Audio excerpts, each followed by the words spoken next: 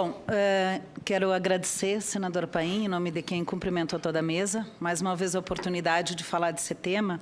Eu quero entrar, como as falas aqui têm sido muito da vida de cada um e da realidade de cada um, eu quero falar um pouco mais das partes técnicas e apontar algumas coisas que eu acho que podem ser importantes no debate técnico de legitimação da reforma da Previdência.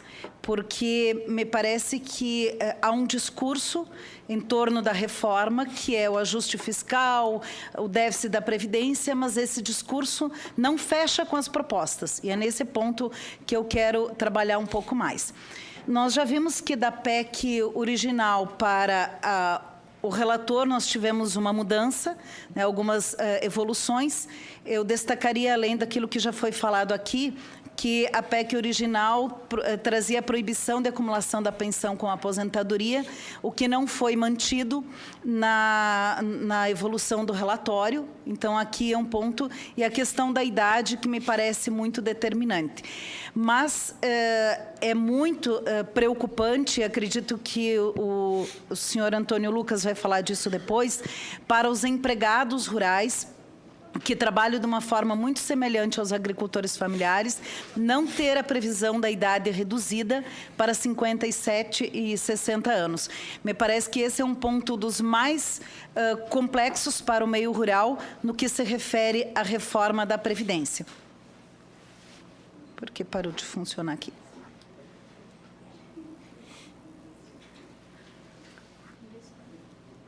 Bom,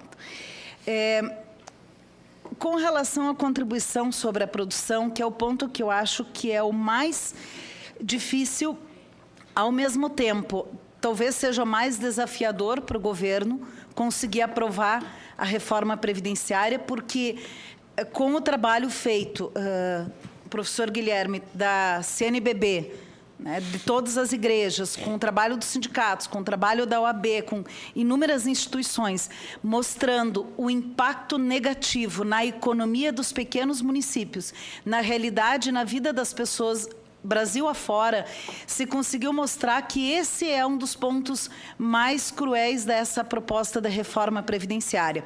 E isso faz com que o governo tenha efetivamente uma dificuldade maior de convencer as pessoas de que esse é o caminho.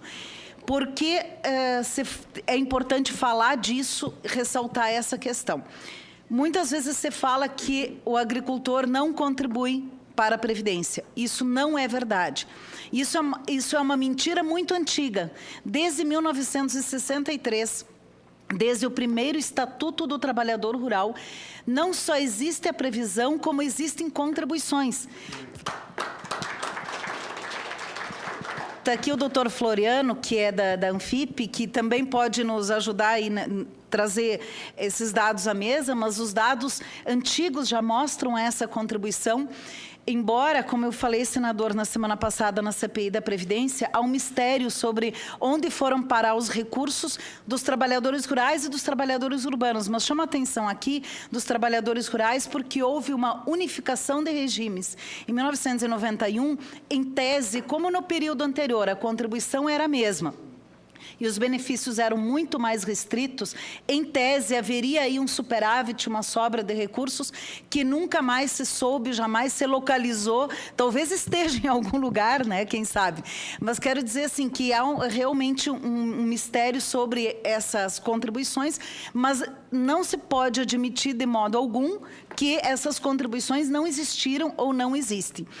Com relação à proposta daqui para frente, de que a partir daqui em 2 anos no máximo, se aprovada a PEC, iniciaria a contribuição, é uma coisa, um dado que eu acho muito importante a gente trazer, é que o governo estaria abrindo mão de uma fonte de receita certa na fonte, e aí, doutor Floriano, me ajuda, a contribuição na fonte sempre é mais segura, sempre é mais aconselhável descontar na fonte, em vez de depender de cada pessoa ir lá fazer a contribuição.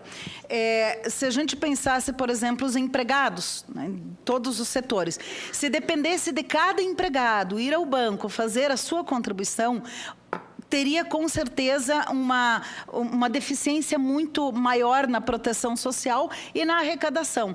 Então, a contribuição na fonte sempre é mais certa, mais segura, mais aconselhável. Estaria se trocando uma contribuição na fonte, mais certa, mais segura, por uma contribuição individual incerta. Primeiro problema. Segundo problema, se essa contribuição, que não se sabe, no texto não deixa claro se seria 11% ou seria 5%, mas em sendo 11%, que seria a alíquota do segurado de baixa renda hoje, seriam necessários 5,7 milhões de contribuintes para arrecadar o mesmo valor que se arrecada hoje. Caso seja de 5%, seriam necessários 12,6 milhões de contribuintes para se chegar ao mesmo valor de 7,1 bilhões de reais. Agora, em muitas reuniões com o governo, eles têm dito o seguinte: não, esses 7,1 bilhões são dos grandes produtores. Aí foi providencial o momento em que o Supremo Tribunal Federal julgou, há um mês e pouco atrás, uma ação em que se discutia a contribuição justamente dos grandes produtores sobre a produção, dizendo que ela era devida, que essa contribuição é devida, e aí, de repente, o Senado está aqui, eu vi no jornalzinho de hoje, julgando uma anistia. Ora, mas se esse valor é da arrecadação dos grandes produtores, por que está julgando uma anistia se eles pagaram? Portanto, não é, ou pelo menos não na sua totalidade, na sua maioria dos grandes produtores, porque a notícia é de que vai falir o agronegócio se tiver que recolher a contribuição do Fundo Rural. Então, a história não está fechando. Se fosse dos grandes produtores, não teria essa queixa generalizada de que agora eles vão ter que recolher para trás, logo não recolheram ou, na pior das hipóteses, depositaram em juízo, o que significa dizer também que esse valor não está aqui incluído. Quero dizer que esses 7,1 bilhões são, em grande parte, pelo menos, da agricultura familiar, sim, e não do agronegócio, não das grandes propriedades. As razões para o governo alterar a forma de contribuição seriam reduzir o equilíbrio entre receitas e despesas, facilitar a comprovação do trabalho rural e evitar a judicialização. Penso que essa mudança não vai resolver nenhum dos três problemas. O primeiro nós já vimos, que não vai aumentar a arrecadação. E não adianta, por mais que o governo pense assim, bom, pelo menos daqui para frente não vou mais conceder benefícios. Acho que todo o foco da reforma da Previdência não está em melhorar o equilíbrio, e sim reduzir benefícios, porque não há medidas preocupadas em aumentar a arrecadação de qualquer espécie, só em diminuir benefícios.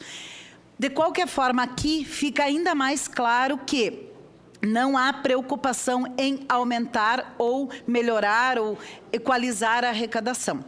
Aqui eu falo especificamente da produção do trabalhador rural. Facilitar a comprovação do trabalho rural. Bem, se para facilitar a comprovação tem que recolher uma contribuição, não vejo como a medida mais adequada, porque poderia mesmo assim, pessoas que não se enquadram como segurado especial, recolher dessa forma e lá pedir o benefício depois. Em outras palavras, se a suspeita de fraudes em torno disso, e me chamou muito a atenção que teve um deputado que disse que 30%, ou não, 2/3 dos benefícios rurais seriam fraudulentos. Eu queria saber de onde ele tirou essa informação, porque é uma acusação extremamente grave ao INSS, inclusive, aos servidores do INSS. Bom, o que eu quero dizer aqui? Facilitar a comprovação do trabalho rural com a contribuição não é o caminho, porque poderia ensejar de pessoas contribuírem de uma forma errada para se aposentar mais cedo. Então, não é isso que penso o mais adequado. Penso que o mais adequado é dar cumprimento a uma questão que já está na lei, que é o cadastramento dos segurados especiais. Basta fazer isso funcionar, basta incentivar as pessoas a fazer esse cadastramento, que resolve o problema. E evitar a judicialização também, para isso não é o caso de mudar a lei. Primeiro, ninguém vai impedir as pessoas de entrar na justiça, tá? Como já disse uma vez o ministro Marco Aurélio do Supremo Tribunal Federal, vamos fechar o protocolo? impedir as pessoas da ajuização não tem como. Tá? Segundo, evitar que a justiça conceda os benefícios. É só o INSS conceder a quem tem direito. Muito simples. Então, na verdade, para mim, é um desvio de foco de toda a discussão da reforma. O que eu penso que sejam alternativas? Maior formalização, inclusive da produção. Acho que é possível, se o governo tiver boa vontade, é possível construir mecanismos mais atualizados, mais modernos, de formalização da comercialização da produção. Há muito tempo o professor Guilherme já chamava atenção que o desvio não é a sonegação, porque do agricultor é descontado, mas dali para chegar aos cofres da Previdência, chegam apenas 30% dos recursos. Então, esse valor de 7 bilhões poderia ser talvez triplicado se houvesse um sistema melhor de arrecadação. E o cadastramento dos segurados especiais, penso que seja um mecanismo adequado. As mudanças propostas hoje, tanto na área previdenciária como trabalhista, na minha avaliação, provocam empobrecimento do meio rural, porque deixa de ir recursos para o meio rural e para as comunidades rurais mais pobres, quebra do princípio da solidariedade. Quando você cria uma contribuição individual, quebra a solidariedade, incerteza para o campo, que por consequência provoca êxodo rural. Já bem destacado aqui, afastamento da mulher e dos filhos, porque as mulheres, se houver contribuição individual, vai ser, de novo, só para o homem. E nós vamos voltar a uma realidade de antes da Constituição de 88, quando apenas os homens se aposentavam no meio rural, e redução da proteção previdenciária. Porque se a pessoa fizer a conta, eu preciso contribuir tantos anos para me aposentar, ela vai contribuir lá na véspera da aposentadoria e não vai ter a proteção para um salário maternidade, não vai ter proteção para um auxílio-doença, para a pensão por morte. Então, consequentemente, a proteção previdenciária do meio rural vai ser reduzida. Se o principal argumento da reforma da Previdência é o déficit, como o governo sistematicamente abre mão de receitas?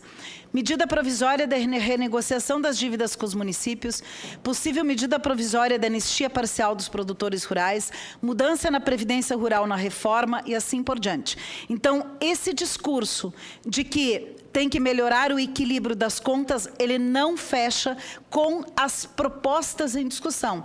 Não só com as propostas da reforma, como medidas adotadas para tentar aprovar a reforma. Então, é muito estranho você ver assim, que o governo abre mão de receita para aprovar uma reforma, para não abrir mão da receita? Como assim? Né? Quer dizer, parece que realmente o discurso não fecha. Muito obrigado pelo tempo que me coube aqui. Eu quis trazer essas palavras. Muito Obrigada, bem, doutora Jane Lúcia Benverde.